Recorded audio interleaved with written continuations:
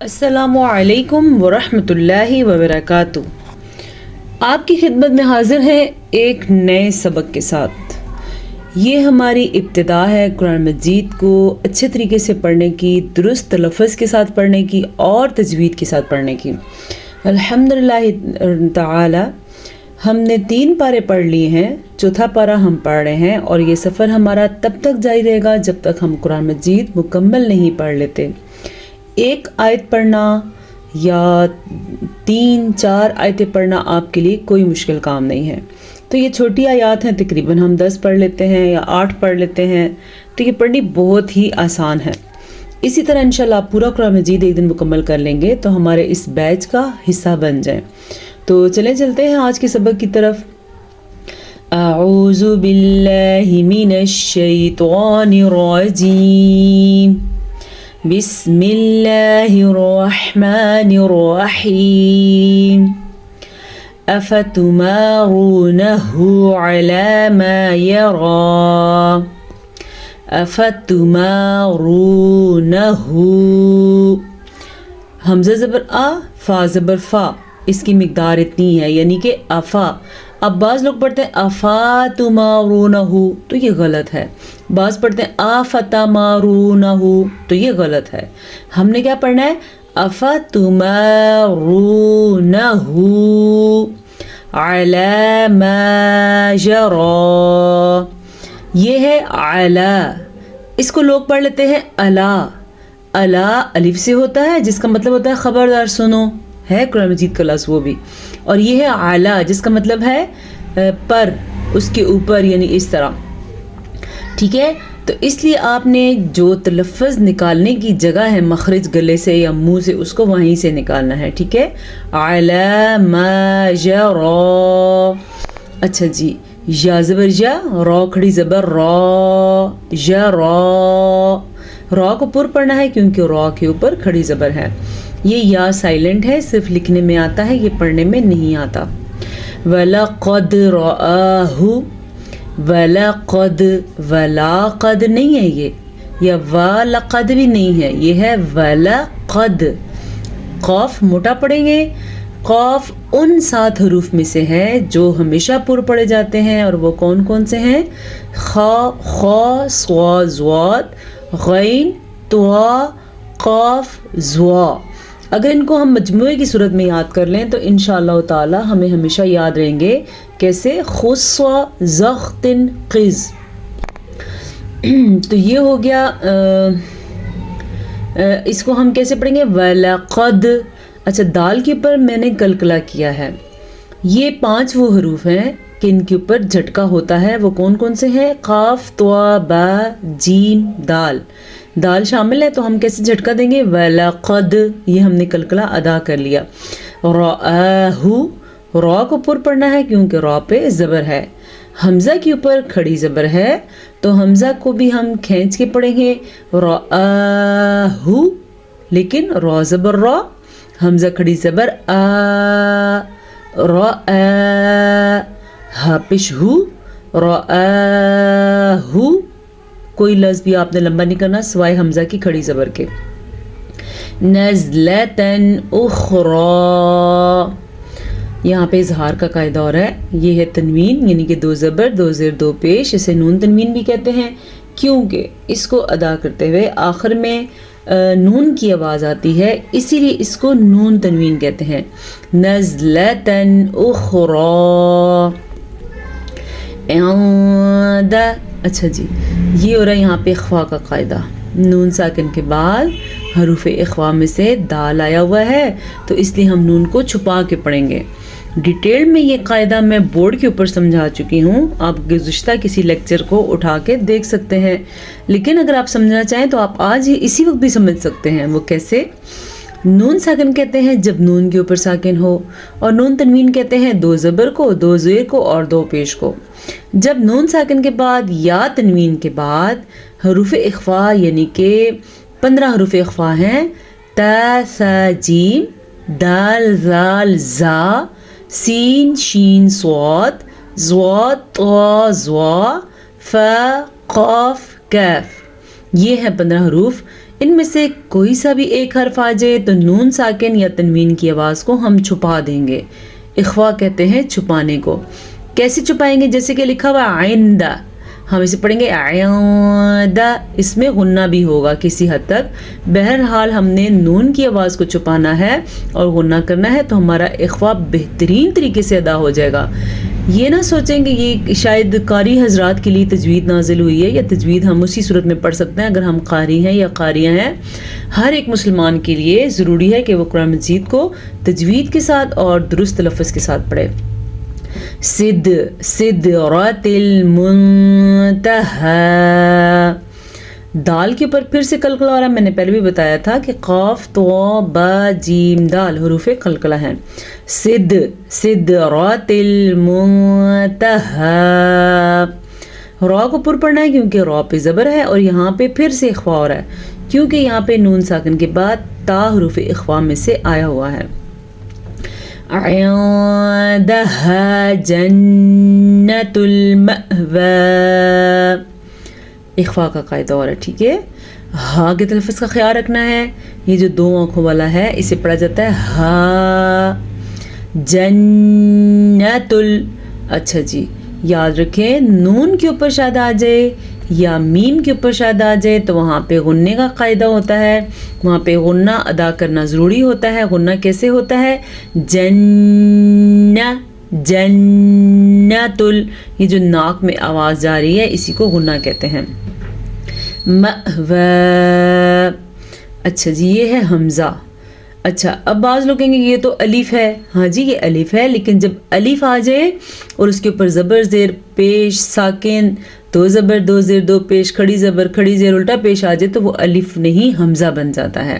ٹھیک ہے، الف ہونے کے لیے حمزہ الف کے اوپر کچھ بھی حرکت نہیں ہوگی تو وہ الف ہوگا. تو یہاں پہ الف کے اوپر حمزہ کے اوپر ساکن آنے کی وجہ سے جھٹکا پیدا ہوگا. کیسے؟ مأوى نرمی کے ساتھ. ایسا نہ آپ پڑھ لیں ماوا یا ماوا، یہ غلط ہے. دونوں طریقے غلط ہیں. درست کیا ہے؟ مأوى. ٹھیک ہے، یہاں پہ بھی واو یا سائلنٹ ہے. اذ یغشی السدرۃ. اذ یغشی السدرۃ. اچھا جی غین کے تلفظ کا خاص کیا رکھنا ہے؟ یہ حروف مستعلیہ میں سے ہے، اس کو پر پڑھتے ہیں اور دال کے اوپر قلقلہ ہو رہا ہے، را کو پر پڑھیں گے. اذ یغشی السدرۃ ما یغشی. اب یہ الف ہے کیونکہ اس الف کے اوپر کچھ بھی نہیں ہے، یہ الف مدہ ہے، بلکہ الف ہے. بہرحال یہ بنتا الف مدہ ہے کیونکہ اس سے پہلے زبر ہے. ما زاغ البصر وما طغى. غین کو ہم نے پر پڑھا ہے کیونکہ غین حروف مستعلیہ میں سے ہے. صاد کو ہم نے پر پڑھا ہے کیونکہ صاد بھی حروف مستعلیہ میں سے ہے. اگر کسی کو یہ سمجھ نہ آئے کہ پر کا کیا مطلب ہے تو پر کا مطلب ہے موٹا کر کے پڑھنا. ٹھیک ہے، صاد کو ہم نے پڑھا صاد، صاد نہیں پڑھا. اب را کو ہم نے پڑھا رو نہیں پڑھا. را کو بھی پر پڑھا ہے کیونکہ را پہ پیش ہے. وما طغى. پھر سے تو بھی پر اور غین بھی پر، یا سائلنٹ. وَلَقَدْ رَأَى مِن. اچھا جی سوری لقد واو نہیں ہے. لقد رأى دال پہ قلقلہ، قاف موٹا اور را پر اور کھڑی زبر کی ادائیگی صحیح کرنی ہے. رأى من. اب یہ بھی نون ساکن ہے. آئے دیکھتے ہیں اس کے بعد کیا ہے اور یہاں پہ کیا قاعدہ ہوگا. جی نون ساکن کے بعد آیا ہے حمزہ. ٹھیک ہے، تو یہ حروف حلقی میں سے ہے تو یہاں پہ اظہار کا قاعدہ ہوگا. ٹھیک ہے، نون ساکن کو ظاہر کر کے پڑھیں گے، نہ تو اخفا اور نہ ہی غنہ. من آیات ربہ الکبریٰ. کبریٰ با پہ قلقلہ ہو رہا ہے اور را کو ہم نے پر پڑھنا ہے. افرأیتم اللات والعزى. افرأیتم پھر سے حمزہ اور فا کی مقدار کو لمبا کر کے نہیں پڑھیں گے اور را کو پر پڑھیں گے. افرأیتم اللات والعزى. عین کے مخرج کا خاص خیال رکھنا ہے. ومناة الثالثة الأخرى. یہ واو سائلنٹ ہے کیونکہ واو کے اوپر جب کوئی حرکت ہی نہیں ہے تو وہ آپ پڑھ ہی نہیں سکتے. یہ واو لکھنے میں آئے گا, پڑھنے میں نہیں آئے گا. وَمَنَاةَ الثَّالِثَةَ سا کو نرمی کے ساتھ پڑھنا ہے. اخرا خا کے تلفظ کا خاص خیال رکھنا ہے کیونکہ خا ہمیشہ پر پڑھا جاتا ہے, اور را کو بھی پر پڑھیں گے کیونکہ را کے اوپر کھڑی زبر ہے, اور یا لکھنے میں ہے پڑھنے میں نہیں کیونکہ یا کے اوپر کوئی بھی حرکت نہیں ہے. أَلَكُمُ الذَّكَرُ وَلَهُ الْأُنثَى. غور سے دیکھیں اس لفظ کو, اکثر لوگ اس کو پڑھتے ہیں أَلَكُمُ الذَّكَرُ, ذکرو الا نہیں ہے, یہ الا حمزہ زبر لام زبر لا الا. أَلَكُمُ الذَّكَرُ را کو پر پڑھنا ہے کیونکہ را کے اوپر پیش ہے. وَلَهُ الْأُنثَى یہاں پہ ہمارے پاس پھر سے اخفا کا قاعدہ ہو رہا ہے کیونکہ نون ساکن کے بعد سا حروف اخفا میں سے ہے. یا نہیں پڑھی جائے گی کیونکہ یا پہ کوئی حرکت نہیں ہے, سا کے اوپر کھڑی زبر ہے تو سا کے اوپر کھڑی زبر پوری پڑھی جائے گی. تِلْكَ إِذًا قِسْمَةٌ ضِیزَى. اگر آپ غور کرتے ہیں پڑھنے پہ تو آپ نے میری آیت پڑھنے سے ہی دھیان لگا لیا ہوگا کہ کیا میں نے اس میں خاص چیزوں کا خیال رکھا. ایک تو یہاں پہ کاف کے اوپر زبر ہے, اس کو لمبا نہیں کرنا. تل کا اذا یہاں پہ میں نے اخفا کیا کیونکہ تنوین کے بعد قاف حروف اخفا میں سے آیا ہوا ہے. اخفا کا مطلب ہوتا ہے چھپانا, تو ہم نے مکمل نہیں پڑھا, ہم نے اس کو چھپا کے پڑھا ہے. کیسے؟ اذا, ٹھیک ہے. قسمتوں یہاں پہ پھر سے اخفا کیونکہ نون تنوین کے بعد زواد حروف اخفا میں سے بھی ہے آیا. اہم چیز یہاں پہ کیا ہے جو میں آپ کو سکھاتی ہوں کہ یہ لفظ پر پڑھا جائے گا, یہ باریک.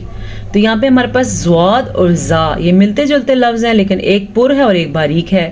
تو ان دونوں کو ہم نے کیسے مینج کیا؟ زوی زا زوی زا.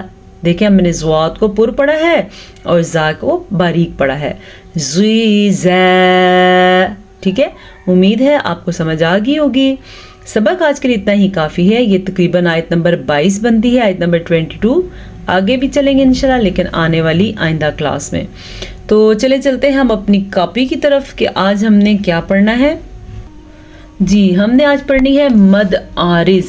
ٹھیک ہے, آپ کو نظر آ رہی ہے کاپی کے اوپر یہ لکھا ہوا ہے مد عارض. مد عارض کیا ہوتی ہے؟ جب حروف مدہ کے بعد سکون آئے اور وہ سکون اصلی نہ ہو بلکہ عارضی ہو, یعنی وقف کی وجہ سے سکون ہو, تو وہ حروف مدہ کو بڑھا کر پڑھیں گے. اس کو مد عارض وقفی کہتے ہیں. ٹھیک ہے, یہ کیا ہے؟ اور وہ سکون اصلی نہ ہو بلکہ عارضی ہو, یعنی وقف کی وجہ سے سکون ہو. یعنی جب ہم کسی لفظ پہ رک جاتے ہیں تو وہاں پہ بھی عارضی وقف بنتی ہے لیکن ہم اس کو ادا کرتے ہوئے اس کے اوپر مد کا نشان نہیں ہوتا کیونکہ ہم رک جاتے ہیں اس لیے.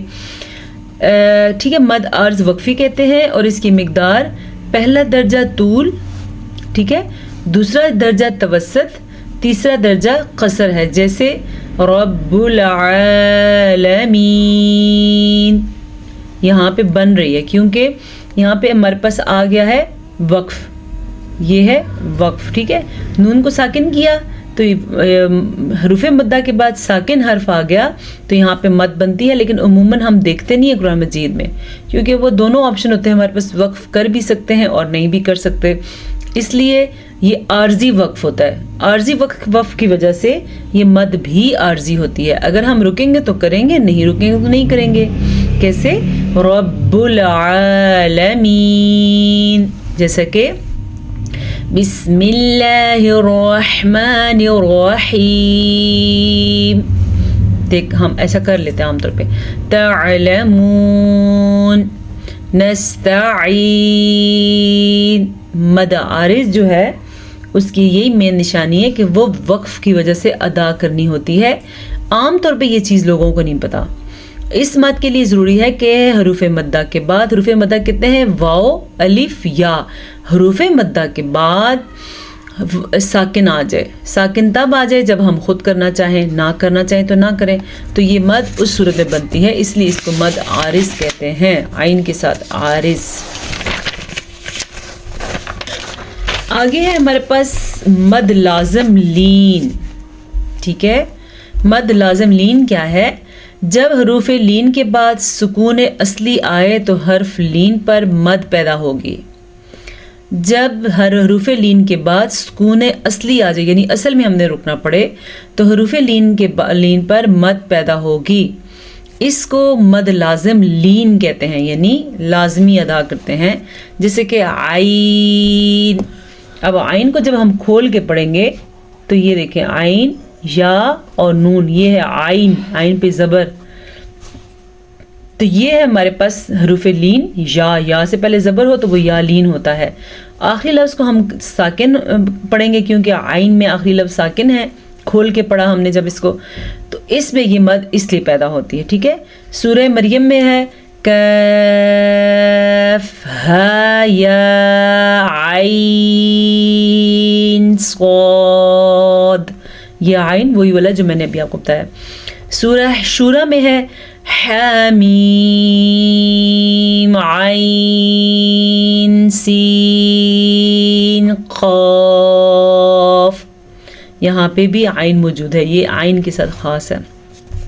اس میں طول اولا ہے, توسط غیر اولا ہے, یعنی کہ لمبا کرنا زیادہ بہتر ہے اور درمیانہ پڑھنا غیر اہم ہے. ٹھیک ہے, مد لازم لین قرآن مجید میں صرف 2 جگہ پہ ہے, وہ بھی حروف مقطعات کی صورت میں. یہ 2 ہیں بس. آگے ہمارے پاس ڈیفینیشن مد عارض لین کی. اگر آپ کو پورا نظر نہیں آتا تو بس آپ کو میں پڑھ کے سنا رہی ہوں کہ لین لکھا ہوا ہے. جب حروف لین کے بعد, حروف لین کون سے ہیں؟ 2 ہیں, واو یا. واو سے پہلے زبر ہو تو تب لین ہے, یا ساکن سے پہلے زبر ہو تو وہ یا لین ہے. یہ 2 لین ہے. جب حروف لین کے بعد سکون ہو اور یہ سکون اصلی نہ ہو بلکہ عارضی ہو, یعنی وقف کی وجہ سے سکون ہو, تو حروف لین کی آواز کو بڑھا کر مد کرنا جائز ہے. عارضی وقف ہو, وہی والا جو میں نے آپ کو بتایا کہ ہم خود وقف کرنا چاہیں تو اسے مد عارض لین کہتے ہیں. یہ ہیں اس کی مثالیں, جیسے وَآمَنَهُم مِّن خَوْفٍ. یہ آخری حرف پہ ہم اگر رکیں گے تو فا کو ساکن کریں گے, اور واو لین ہے کیونکہ واو ساکن سے پہلے زبر ہے, تو ہم اس کو پڑھ سکتے ہیں من خوف. اچھا جی, بیدک الخیر. ٹھیک ہے, ویسے لین کو لمبا کرنا جائز نہیں ہے, لیکن اگر ہم وقف کے ساتھ پڑھیں گے تو پھر ہم لین کو مد جیسا پڑھیں گے. مد ہوتی نہیں ہے ہمارے پاس, ہمیں پتہ ہونا چاہیے کہ اس کو ہم مد کی صورت میں روک دیں گے. رب المغربین. ٹھیک ہے, من الصواعق حذر الموت. یہ ساری صورتیں تب ہوں گی جب ہم یہاں پہ وقف کریں گے. یہ ہم یہاں پہ عارضی وقف کریں گے, اس کو کہتے ہیں مد عارض لین. اچھا جی, اس کی مقدار کتنی ہے؟ اس میں پہلا درجہ قصر, دوسرا درجہ توسط کا ہے, اور تیسرا درجہ طول کا ہے. پہلا درجہ تو یہ ہے کہ اس کو قصر کے ساتھ پڑھتے ہیں یعنی کہ کم پڑھتے ہیں. دوسرا درجہ ہے کہ اس کو درمیانی آواز میں لمبا کریں, اور تیسرا درجہ جو ہے یعنی کمزور درجہ ہے وہ یہ ہے کہ اس کو آپ لمبا بھی کر سکتے ہیں. کتنی مقدار؟